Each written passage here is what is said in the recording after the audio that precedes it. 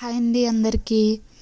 మనము ఇప్పుడు ఏం మాట్లాడుకుంటున్నామంటే, ఎవరైనా మనల్ని బ్లేమ్ చేసినప్పుడు ఆ సిచ్యువేషన్ ఏదైనప్పటికీ, అక్కడ మన తప్పున్నా లేకపోయినా, లేని దానికి నిందలు వేసినా, ఏదైనప్పటికీ కూడా మనల్ని ఎవరైనా బ్లేమ్ చేసినప్పుడు మనం అసలు ఎలా ఫేస్ చేయాలి, అసలు మనం ఎలా రియాక్ట్ అవ్వాలనే దాని గురించి నేను నాకు తెలిసినట్టుగా నా జ్ఞానంతో నేను చెప్పాలనుకుంటున్నానండి. మనల్ని ఎవరైనా బ్లేమ్ చేసినప్పుడు దాన్ని హ్యాండిల్ చేయడంలో మనకి పేషెన్సీ అండ్ మెచ్యూరిటీ చాలా ముఖ్యమండి. ఇక్కడైతే నేను కొన్ని స్టెప్స్లా చెప్తాను, వాటిని ప్రాక్టికల్గా ఇంప్లిమెంట్ చేస్తే అసలు ఎలా ఫేస్ చేయాలన్న దాని గురించి మనకే అవగాహన వస్తుంది. ఫస్ట్ అయితే సిచ్యువేషన్ ఏదైనప్పటికీ కూడా మనం కామ్గా ఉండాలండి. వెంటనే రియాక్ట్ అవ్వకుండా డీప్ బ్రీత్ తీసుకుని, అంటే అంత అవసరం లేదు, మనం అక్కడ బ్రీత్ అని ఎందుకన్నానంటే ఒక సిచ్యువేషన్ గురించి మనం ఆలోచించాలనుకున్నప్పుడు మనల్ని మనం స్టడీ చేసుకోవాలి. ఫస్ట్ కామ్గా ఉండాలి, ఎమోషన్స్ అనేవి కంట్రోల్లో పెట్టుకోవాలి. మన ఎమోషన్స్ని అక్కడే మనం ప్రజెంట్ చేయకూడదు, మంచి క్లారిటీతో ఆలోచించాలండి. సిచ్యువేషన్ ఏంటి, అసలు ఏం జరుగుతుంది అనే దానిపైన మనకు ఫస్ట్ క్లారిటీ ఉండాలి. నెక్స్ట్ ఏంటంటే వాళ్ళు చెప్పేది మనం వినాలి. అంటే అక్కడ సిచ్యువేషన్ జరుగుతున్నప్పుడు ఎవరైతే కాన్వర్జేషన్లో ఉన్నారో వాళ్ళు చెప్పేది మనం వినాలి. వాళ్ళకి ఎలా అనిపిస్తుంది, వాళ్ళు బ్లేమ్ చేయడానికి రీజన్ ఏంటి, అసలు వాళ్ళ ఇంటెన్షన్ ఏంటి అనేది మనం అర్థం చేసుకోవడానికి ట్రై చేయాలి. అది మన మెచ్యూరిటీని, మన రెస్పెక్ట్ని అక్కడ చూపిస్తుంది.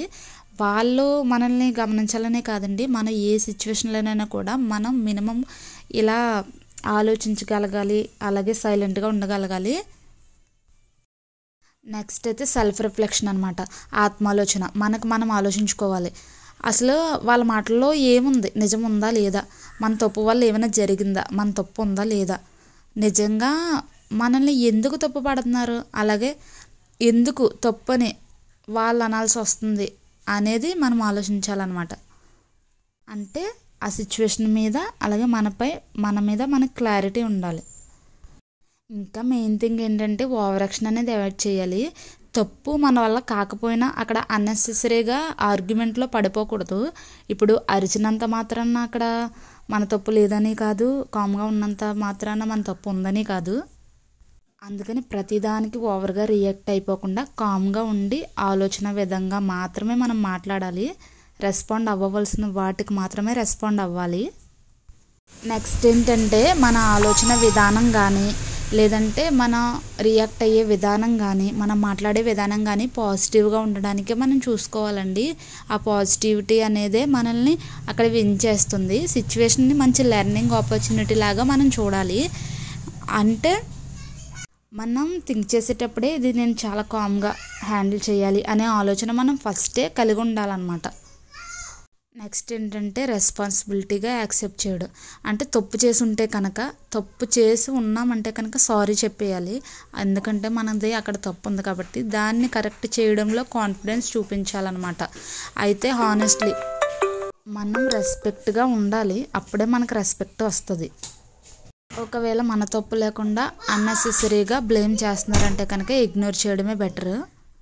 కావాలనే బ్లేమ్ చేస్తున్నారంటే కనుక వాళ్ళకి ఇంకా ఎంత చెప్పినా వేస్ట్, వృధా అనే చెప్పాలి. మన తప్పు లేకుండా అన్నప్పుడు మనం స్ట్రెస్ తీసుకుని అంత ఫీల్ అయ్యి అంత బాధపడే అంత అవసరమైతే లేదు.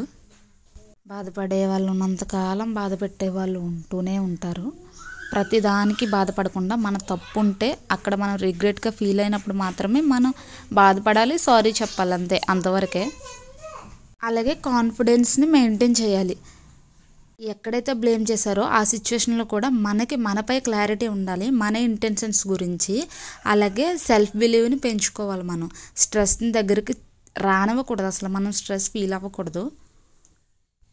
సపోర్ట్ని సీక్ చేసుకోవచ్చు.